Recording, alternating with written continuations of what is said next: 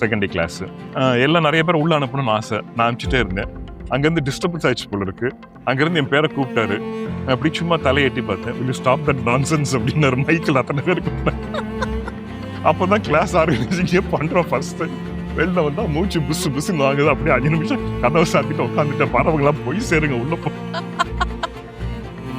சரி, அதெல்லாம் வந்து it's a nice way of training. நான் சொல்லுவேன் கொஞ்சம் டஃப்பாக இருக்குன்னு பீப்புள் ஃபீல் பண்ணாலும் it's nice way of training. ஏன்னா அது உரைக்கும் போய் இந்த மாதிரி சொன்னால் தான் உரைக்கும். சில சமயம் சும்மா ஜஸ்ட் சொல்லிட்டு போயிடுவார். அது நல்லாவே உள்ள போகும். அது நம்ம எப்படி இருக்கோம்னு பார்த்து அது கரெக்டாக சொல்லுவார்.